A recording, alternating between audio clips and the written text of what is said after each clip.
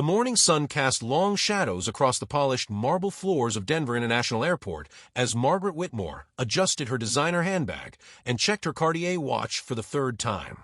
At 62, she had built an empire in real estate development, priding herself on reading people quickly and accurately. Her sharp business instincts had served her well over 4 decades, turning a small inheritance into a multi-million-dollar portfolio. Today's flight to New York was particularly important. She was meeting with potential investors for her latest luxury development project, a series of exclusive condominiums that would cater to the city's elite. Everything had to be perfect, from her tailored St. John suit to her meticulously planned presentation. As she approached the first-class boarding area, Margaret noticed the usual mix of business travelers and affluent passengers. She took pride in belonging to this exclusive circle, where service was impeccable and fellow travelers understood the importance of discretion and proper etiquette. "Good morning, Ms. Whitmore," the gate agent smiled warmly. "We're beginning boarding for first-class passengers now." Margaret nodded curtly and made her way down the jet bridge, her heels clicking rhythmically against a floor. The flight attendant, a professional woman named Sarah, greeted her with a genuine smile. "Welcome aboard. You're in C2A today." Margaret found her seat and began settling in, placing her belongings in the overhead compartment with practiced efficiency. She pulled out her tablet to review her presentation one final time, grateful for the spacious first-class cabin that would allow her to work in comfort. A few minutes later, she became aware of someone approaching the seat beside her. Without looking up from her tablet, she felt a presence and heard the rustling of someone organizing their belongings.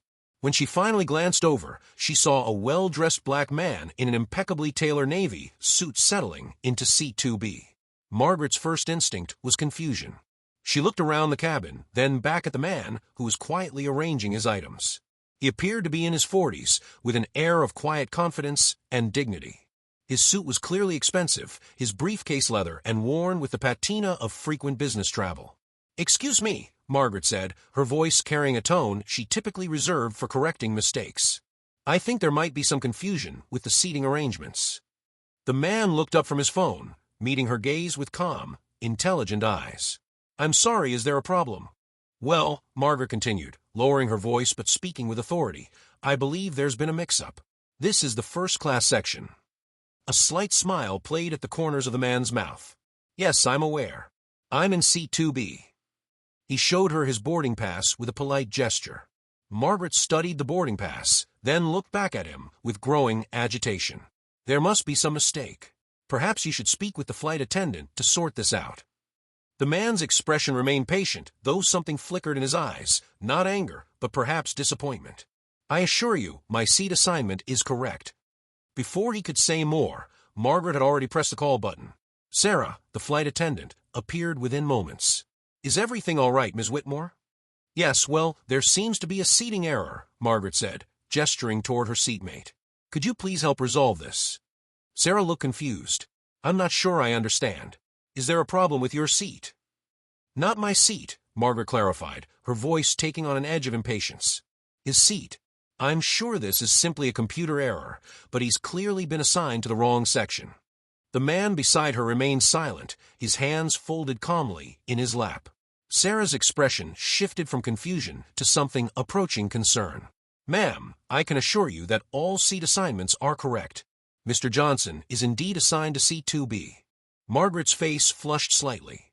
"Well, surely there's been some mistake. Perhaps you could check with your supervisor? I specifically requested a quiet seat for important business work, and I was under the impression that first-class passengers were, well, that there were certain standards." The uncomfortable silence that followed seemed to stretch forever. Other passengers had begun to notice the exchange, and Margaret became aware of eyes turning in their direction. Sarah's professional demeanor remained intact, but her voice carried a new firmness. "Ms. Whitmore, I need to be very clear. All passengers in first class have purchased first-class tickets and have every right to be here. Mr. Johnson's seat assignment is completely valid." "Look," Margaret said, her voice rising slightly, "I don't think you understand.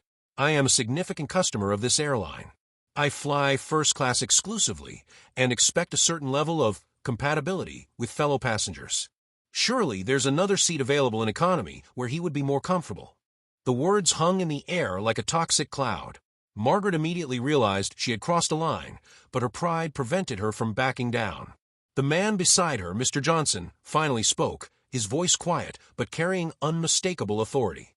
"Ms. Whitmore, I think there's something you should know." Sarah stepped closer, her expression now clearly uncomfortable. "Ma'am, perhaps we should." "No, it's all right, Sarah," Mr. Johnson said gently.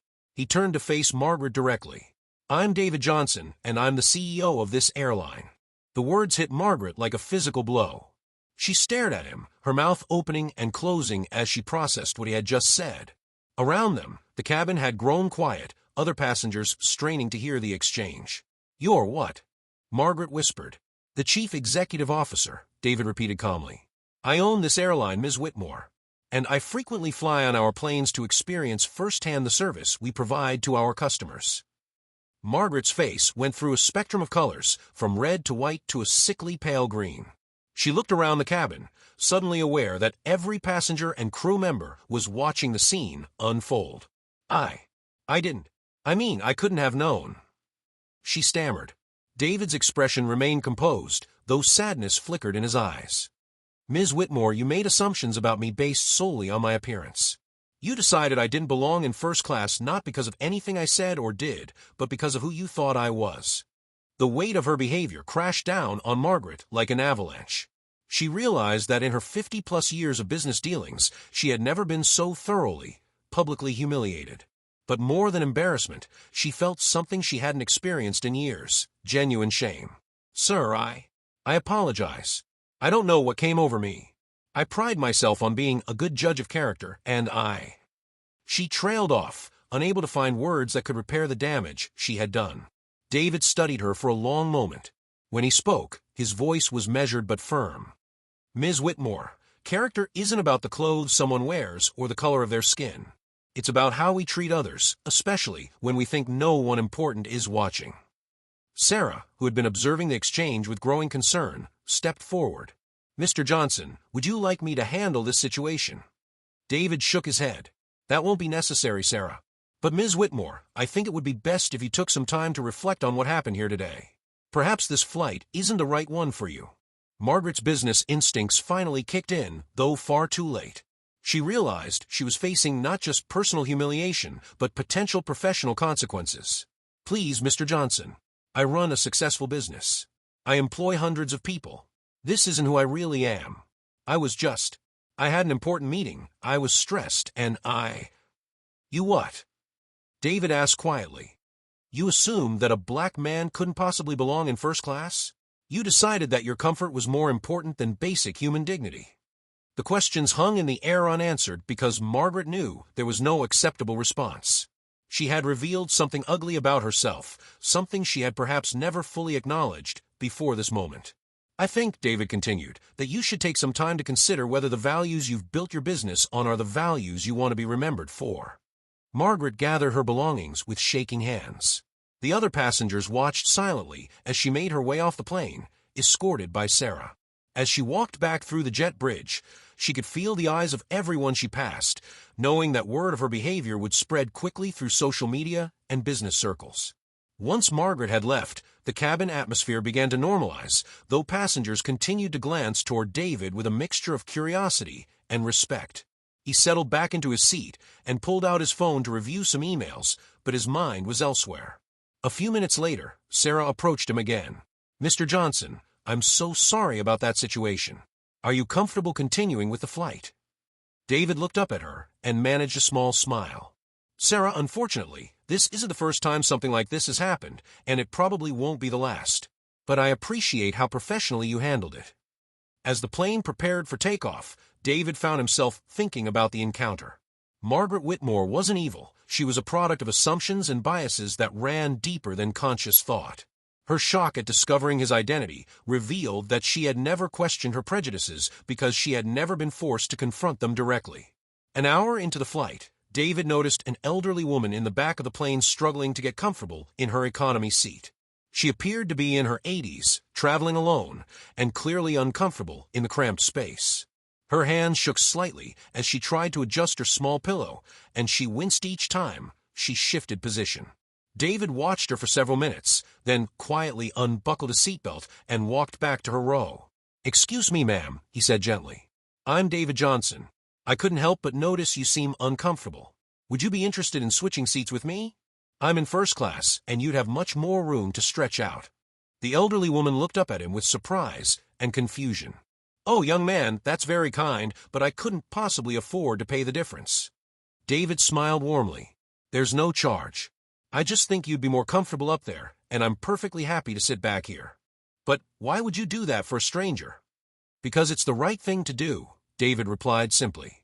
"Sometimes the best part of having privileges is being able to share them with others." With Sarah's help, they arranged the seat change. The elderly woman, whose name was Rose, was nearly in tears as she settled into the spacious first-class seat. David took her place in economy, finding that despite the cramped conditions, he felt more at peace than he had in the luxury cabin. As the flight continued, David reflected on the morning's events. Margaret Whitmore had taught him something important, though probably not what she intended. Her assumption that he didn't belong in first class had reminded him that true belonging isn't about the seat you occupy or the clothes you wear. It's about the respect you show others and the kindness you bring to the world. When the plane landed in New York, Rose made her way back to thank David personally. With tears in her eyes, she pressed his hand between both of hers. "You didn't have to do that for me," she said. "But you gave me something more than just a comfortable seat. You gave me hope that there are still good people in the world." David smiled and squeezed her hands gently. "Rose, there are good people everywhere. Sometimes we just need to look for them, and sometimes we need to be them." As David walked through JFK Airport, he thought about Margaret Whitmore.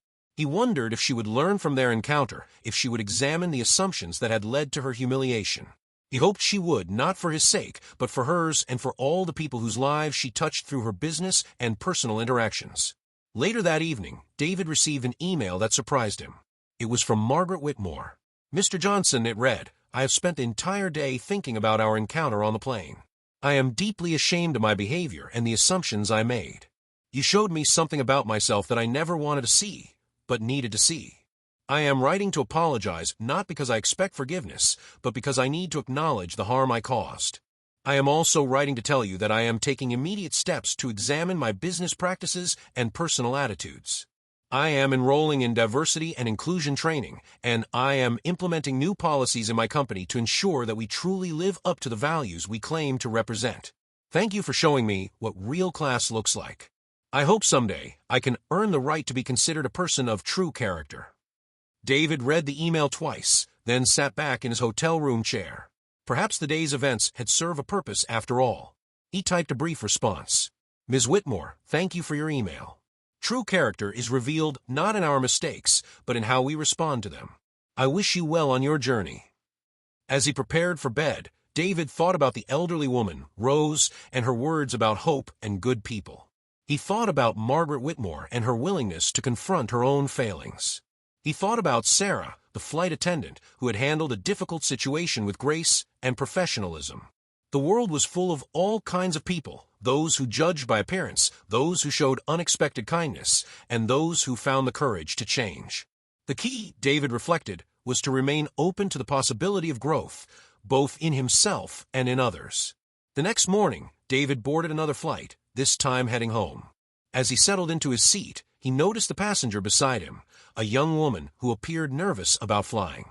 Instead of burying himself in his phone or laptop, he introduced himself and spent the flight helping her feel more comfortable, sharing stories and offering reassurance during turbulence. By the time they landed, the young woman thanked him profusely.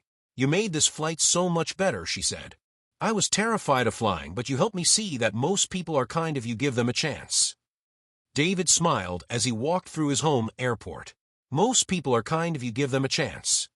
It was a lesson he had learned long ago, reinforced by yesterday's events, and one he hoped to continue sharing through his actions rather than his words. True status, he knew, wasn't about the seat you occupied or the title you held. It was about the respect you showed others, the kindness you offered freely, and the courage to see beyond surface appearances to the human being underneath. It was about understanding that everyone deserved dignity, regardless of race, age, economic status, or any other external characteristic. As David drove home, He felt grateful for the reminder that leadership wasn't just about running a company. It was about setting an example of how to treat others with respect and compassion. And sometimes the most important lessons came from most unexpected encounters.